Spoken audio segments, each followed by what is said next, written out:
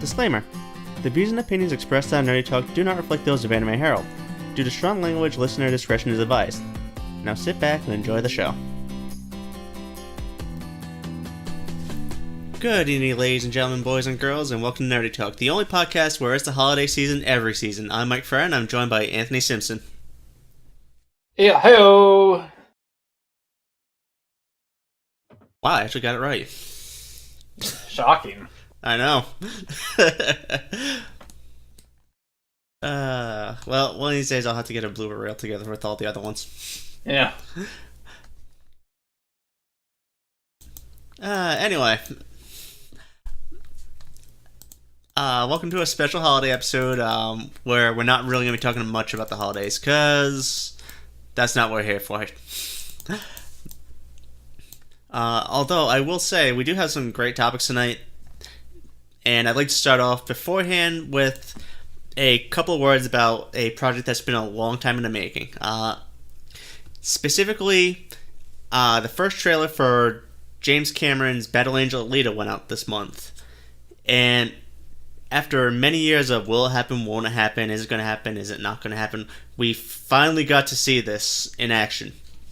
And for the most part, like 99.5%, it looks really freaking good.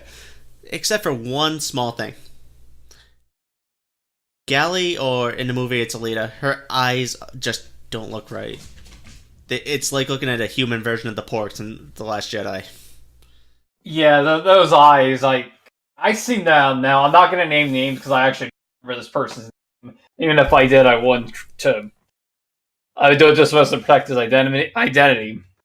When I was in middle school, there was a science teacher. Now, I didn't have him. He was like an 8th grade science teacher, and his eyes just like kind of remind me of that. And that's just how he looked all the time. Like, he'd look at you, and these eyes just look like they were like getting ready to bulge out of his skull at any moment. Oh God, I know that type of person. I mean, yeah. He wasn't angry. That's just how he looked. That's just how he was. That's just how he was made. That's just how he was. Just those unnaturally big eyes type of thing. Yeah, it was kind of like, as you looked at it, it was just like, it just looks like they were gonna, if he sneezed one, they would just pop out of his eye sockets. For me, my first reaction when I saw that trailer was, I have special eyes. That old meme from quite a few years ago. I half expected to hear someone say, "My brand!" at the end of it.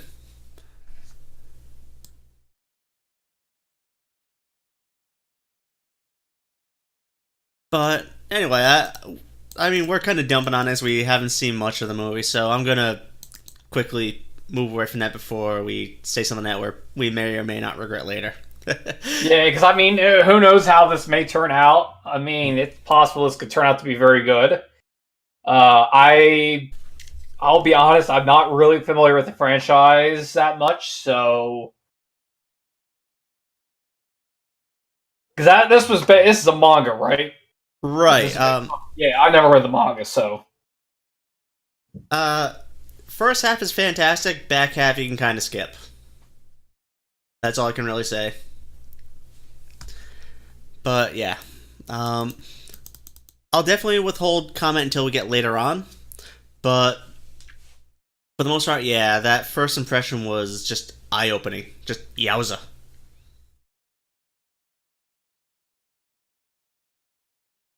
Anyway, our first real topic tonight, though, the folks at Studio Ghibli announced that they're having a bit of a staff shakeup. Kiyofumi Nakajima, the former head of the Ghibli Museum, is being elevated to president of the studio, which is kind of interesting because co-founder Toshio Suzuki is going to be working as a producer, and the former president Koji Hoshino is going to be working as the chairman. They haven't stated what they're going to do outside of that they hope to, quote, inspire a new generation of production, but this is a surprisingly drastic change considering. Yeah, it's obviously something different, but maybe it's for the best. Oh yeah, absolutely. I mean, for a while after Miyazaki retired for the latest time, I mean, the studio was adrift. They didn't know what to do. Yeah, I mean, maybe now they have obviously somebody at the top. Hopefully, he'll be able to write the ship in the right direction, and they'll be able to keep on existing. Absolutely. I'm just hoping that they can attract some strong talent from this last push here. For Miyazaki's last film, they're going full tilt on hiring, which is impressive to see, but I am hoping that they start kind of really looking to groom someone to kind of take the reins, because Miyazaki's an old man. I mean, he can only retire and come back so many times before he retires for good. Or he dies, whichever comes first. Yeah, that's what I was hinting at. Yeah. Because something tells me that he's one of those people where he will not be happy unless he's in the studio, you know? Yeah, well, some people are like that. I mean, there are some people who they're all happy working. That was sort of like my dad's father. When he was retired, he was already retired when I was born. But my dad basically told me when he retired, he was basically just sort of like well, not the best term, but basically was a grumpy bear. Because, he grew up in the Depression, so obviously that's all he knew how to do was work. Right. So when he retired, he was all grumpy because it's like, what the hell do I do now? Right. It's kind of that feeling of being lost and not being useful. It's frustrating. Yeah, my dad's sort of that way because my dad's on disability, so he can't. He can't work it. I mean, he sort of can work, but it's just simply with his meds he can't. He can't pass drug tests, but so he really doesn't do anything. But he's kind of like that when he got fired, and then he got on disability. He was just like, he kind of feels like he's a third wheel some of the times. Right. Absolutely. Because that's all he knew how to do was work. Yeah, definitely. And if you grow up in that environment where you are just work, work, work, those times where that point where you just can't, it's frustrating. I mean, I can definitely relate. I'm a person who works 16 hours a day most days. So, I mean, if I just stopped full stop, I'd probably become the most restless, irritable person you ever met. Well, I mean, I don't work that long. Obviously, because I can't with my job, but I'm mostly not running. Plus, you're also running the website, so it's kind of a yeah. And then my mom will probably be that way. I mean, she's got a business, and she's probably maybe 8 to 10 years or so. She's probably gonna sell the business to retire. But that's all she knew how to do. When she was trying to get her foot in the door and being a hairstylist. And I remember this growing up for a long time, at least until about probably was about 4th or 5th grade. She worked 2 jobs. My parents worked at the same place. They worked at a warehouse, and then a couple nights a week. And then on Saturday, she would moonlight as hairstylist. And then when they lost their jobs at the warehouse, she went full-time hairstylist, and then which to then led to 2003 having her own business. But she's she's 58. She's going to be retiring. Like she like to retire. Here in the near future. But that's all she knows how to do is work. She really doesn't have any hobbies. She leaves at 8 in the morning, doesn't get home till 9. 9 o'clock at night during the week. So that's all she knows how to do. Occasionally, maybe reading or taking it easy on the weekends, but she's probably gonna be in that same boat because she's gonna get done. She's like, that's all I knew how to do is work. Yeah, absolutely. Yeah, but yeah, I hope. But I hope now Ghibli now someone who can write the ship in the right direction. They'll be able to keep existing for a while. Yeah, absolutely. I mean, I'm really just hoping that they start really kind of putting in an eye for talent. I mean, the fact they lost so many people to Studio Ponok was kind of shocking, actually. Because they literally just sowed the seeds for their well, Probably their closest competitor, considering that Mary and the Witch's Flower takes a very similar visual and tonal language, you know? Well, I hope the best for them. I mean, it'd be kind of a shock to see them. I mean, if they sort of went under, that'd be kind of a surprise, and it'd be obviously a huge loss to the industry. Oh god, yeah. I mean, I don't see Studio Ghibli going under for financial reasons, just because, regardless of whether they make a new project or not again in their lives, the studio's solvent. I mean, they have their film catalog, they have their merchandise, they have their attractions, the museum. They are financially solvent, but it would be sad to see them just bleed out so much talent they just didn't know what to do with it, you know? Yeah. So here's hoping. Yeah.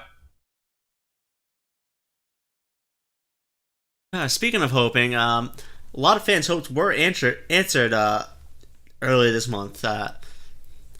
Mostly because AnimEigo came back with another shock license reveal. They picked up a title that's been out of circulation for quite a few years now. They managed to grab the Gunsmith Cats OVA. They're going to be launching a Kickstarter for it in February 2018. I know this is like a very limited interest story, but Gunsmith Cats is one of those titles that was one of those absolute darlings in the VHS days, and it found a surprisingly rabid fan base in the early days of DVD. So I'm definitely happy to see it come back. Now I'll state I've never actually seen Gunsmith Cats. I think I read maybe the first volume in the manga. But happy for fans to see it get a second lease on life. Yeah, definitely. I'm really looking forward to this one. Something tells me I'm going to be spending way too much money on this. You probably will. I always say never again, never again. Then AnimEigo comes out with something that just has me saying I need this. Because first it was Bubblegum Crisis, then it was Otaku no Video, which I actually worked on as subproofing and liner notes editing, and then it was Riding Bean. So I'm definitely liking how they found themselves a comfortable niche in the Kickstarter space. I am too, and I hope it works out for them. Absolutely, they are the oldest anime company in the country right now, which that is no small feat whatsoever, considering that we've had one industry crash and we are definitely in the middle of a fairly expensive bubble. Yeah. Well, I wish the best for him. I'm sure it'll succeed and it'll turn out to be a quality product. Absolutely. I might have to reach out to Robert, see if he needs an extra set of hands.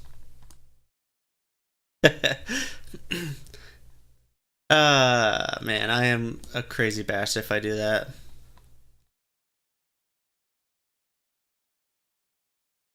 Alright, anyway, with that, we've actually gone through our main topics for the night, so I did have a question for you, Anthony. Yes. What would you say is your show of the year this year? Well, I can tell you what isn't my show of the year. What's that? Classroom of the Elite. Man, fuck Classroom of the Elite. Yeah, that was terrible. I hated that show. Go ahead. I think by the end, we were all just praying for this thing to end. And well, if it weren't for our weekly chat thing, I would have dropped that for the first episode. I hated it. Oh yeah, I tried to find a good side, and I'm just like, there wasn't. What was it? By episode 5, I'm like, yeah, fuck this shit. And I just started. There was no good side. No, it was somehow more devoid of interest than Seiren. Yeah, it was. That's kind of a tough one because there were some good shows that I watched. Now, obviously with Anime Strike picking up a lot of shows. I, of course, didn't watch anything they picked up because reasons that I won't get into. So I'm going to say, okay, so I'll kind of do my top. I'll do my kind of what would have been my top three. So my number three would be Suderi Children. I watched that dub. That dub is great. It's a very funny show. It works because it's always about 16 minutes in length, but they do about 2 to 3 minute episode or 2 to 3 minute vignettes per episode. So you have like a couple different like couples you focus on. And I think why it works so well is because it's so short. The jokes don't overstay their like. How I put it, they don't overstay their welcome. Right. Like a joke doesn't go on too long where it goes from this is funny, this is still funny too. Oh no, it's no longer funny. It works. It works great in that sense. And for a short, it's fantastic. I'd say my number two would be, and it's kind of almost really a tie with my number one, but I kind of have to, since I have to have a number one, I'm going to say my number two would be Sukuga Reki. Mainly because, goddamn, that show is just so good. The writing's strong. Visually, it's not a great-looking show visually. But I just thought the writing was excellent. They did an excellent job, I think, of kind of showing the romances that a third-year middle school student might have. Again, I watched this one dub. The dub is absolutely fantastic. And it's one of the few shows that I ever got emotional watching. I usually don't get real emotional watching anime. I was in tears in some parts of this episode just because I thought it just really hit me in the heart really well. Like just those emotional strings of this point. But I'm going to say my number one is one that we actually all watched for our weekly chat, and that was Miss Kobayashi's Dragon Maid. That was just I don't really think I have to explain why I think that's number one. If anybody read it, it was just a great show all around. It was charming. It was funny. Great cast. Just some great to watch week to week. All right, yeah, absolutely. That was a delightful show. That one was actually my number 3 for this year. I just loved it. Like, there's a great energy behind the actual show itself. The humor was spot on. The characters were fantastic for the most part. And honestly, the plots, while a bit silly, they just worked.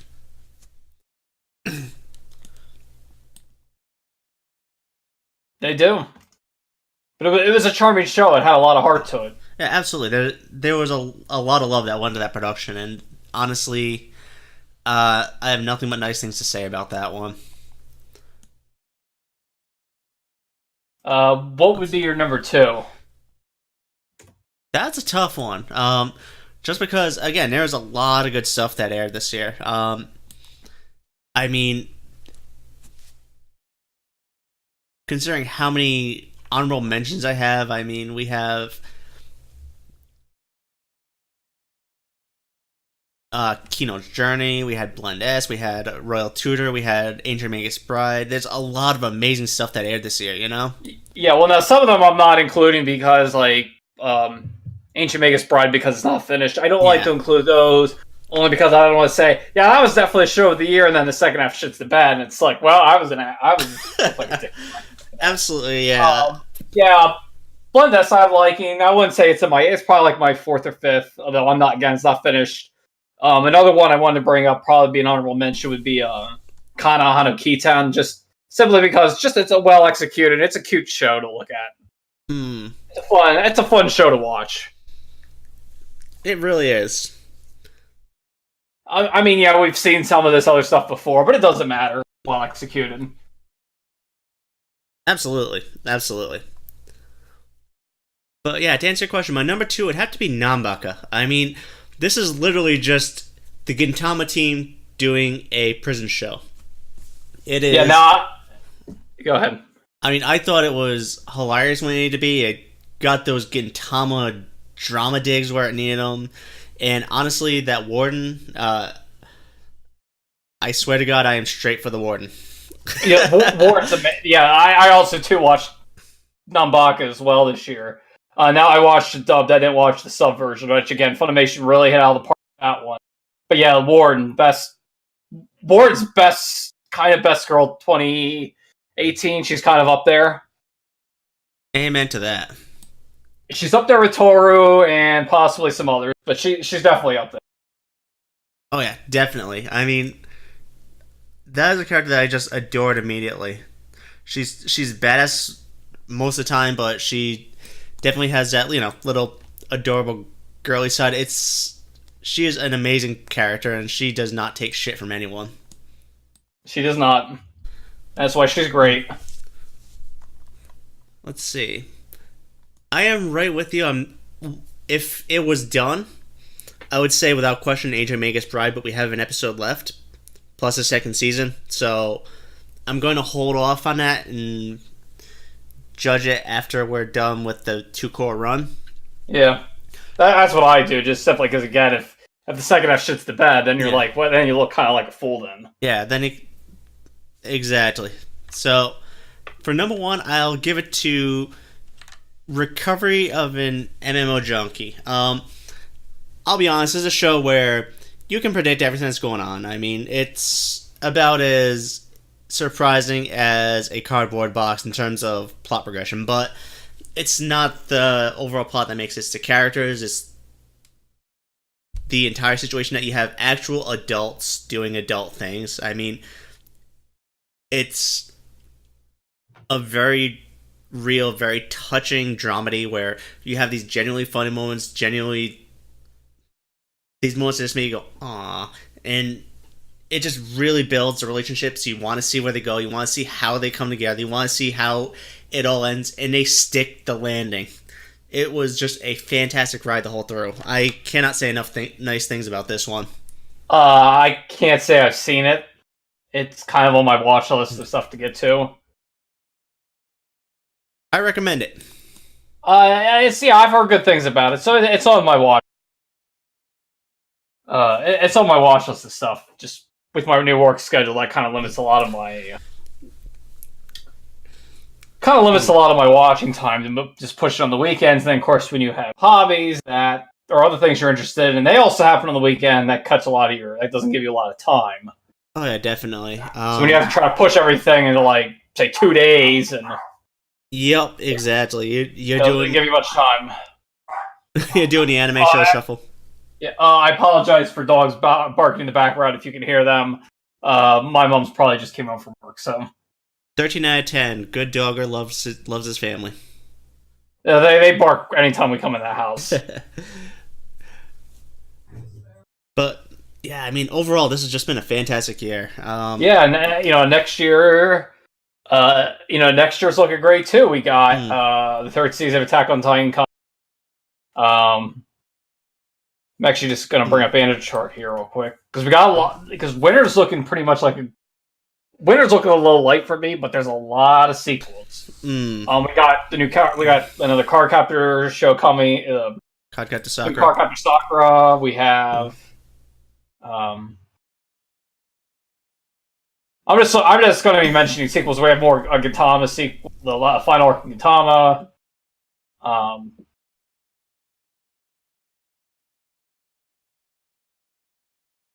Just looking at the sequels. Here we got the 2nd season of 7 Deadly Sins is coming out in fall. Or we got 2nd season of Overlord, which I'm really excited for. Because that 1st season's really good. The Saki K season 2. See what else here. One I'm not going to be watching because I didn't like towards the end. We got the Kashikashi's 2nd season coming out coming out in winter. That one they got robbed. They're a short form now. I kind of didn't like the show towards the end, so I'm going to be not watching it. I'll be watching it for sure. That and Takunomi.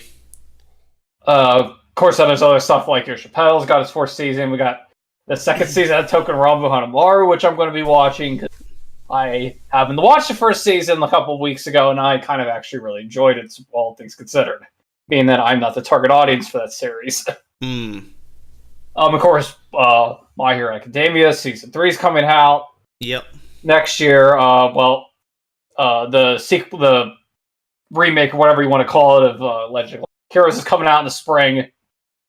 Same thing with the new Full Metal Panic series. So, I mean, next year's looking really good in terms of new projects. Absolutely. I'm really excited about next year. And I am too. I do want to give one note too. For our number one picks, you will notice that we didn't name any Anime Strike stuff, mostly because I don't have an Anime Strike account, just because I just don't have the time to watch everything anymore. Plus, their service is still really shitty right now. That too. And there's no reason they got all that Amazon. Honestly, once, say, I have some time opening up or various things align, I'm definitely going to be down for Land of the Lustrous. I'll be watching Made in Abyss. I'll be watching Umaru-chan 2. I mean, there's a lot on there that they have a lot of killer content, which, yeah, I can't speak nicely enough about. But yeah, now on the other hand, I do recommend, because it looks like they might be coming out soon. I don't know when, probably next year. Is High Dive, which is Sentai's new sort of streaming service they have. Yep, they are. It's active now. On Roku now. Not on Roku yet, but okay, because I know the tablet stuff just came out. Because I have stuff like, I know for Android and iOS, because I have the Android app. I know they are working on the sort of set-top box stuff, like Roku and Apple TV. I know they're doing it because they had a picture of them have a Roku and Apple TV, and I think maybe I'm not sure what the third one was. Maybe it was Google TV or Nvidia Shield.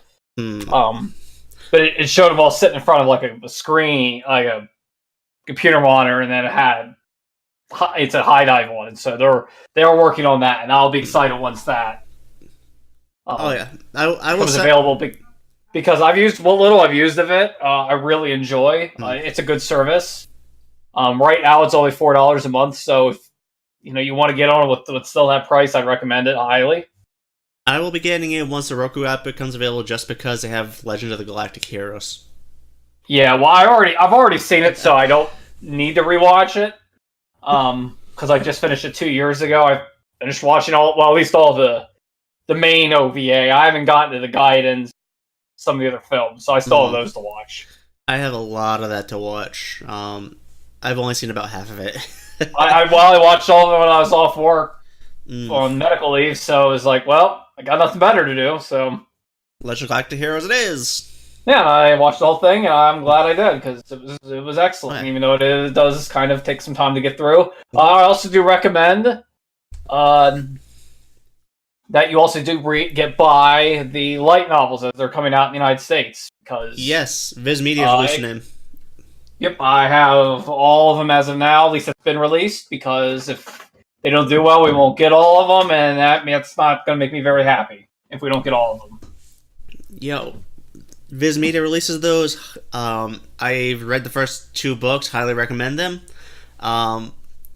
And I believe they're available both in paperback and on Amazon's Kindle service. I have the paperbacks. I don't. I do recommend them. They're a good read.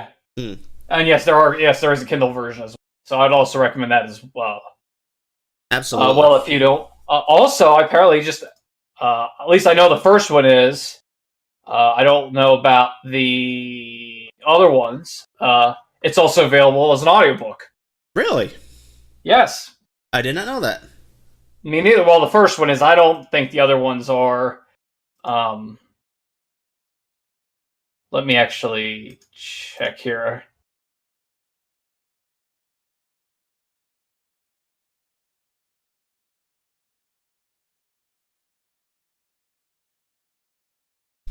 It's just the first 3.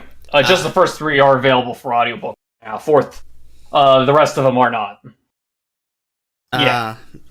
Might be coming I soon. don't know how they sound because I haven't listened to them. Which I like audiobooks, so that means I probably should just buy them. But because I think that also is a good way for, because I know some companies are starting to do this, and I actually think that's a good process. Is audiobooks, because some people do like to listen to stuff. They don't. Maybe they're not. They don't like to read a lot. I like audiobooks myself because it does give me that freedom. Maybe I don't want to, turn the lights on and read. I could just say put my headphones on, play the, have the audiobook playing, and I'm hot to trot. Absolutely. Anyway, I think that's about all we have tonight. Yeah, I don't have anything else to add. Next time you hear us, we'll be in the new year, unless I'm crazy enough to sit there and do a live stream on New Year's Eve like last year. Well, hey, I'll be right there with you if you do. All right, I'll definitely send out the word in the next day or two, so we have time to prepare and steel ourselves. I will say one thing though. I did it once. I am not doing an 8 to 12 again. That was absolutely mind-boggling long. Yeah, that was. that was a much younger me. Yeah, that was a much younger all of it. Yeah, absolutely. I mean, God, it's hard to believe we've been doing these for. Let's see. Well, it was 15 when we started doing them, wasn't it? Or was it 14? No, it was 14. Yeah, we are up to episode 42. And let's see when we started here. Here we go. We started in 2014. So I've been doing these for about 4 years now. Yeah. And I had to wonder what I was on when I made some of these titles. I mean, like this one here, episode 12, A Taste of the Bitch Puddin'. Yeah, I don't even know how we came up with some of these titles either. I think it's just, I don't know. I honestly don't know. But man, hard to believe how much it's changed since then though. Very different world.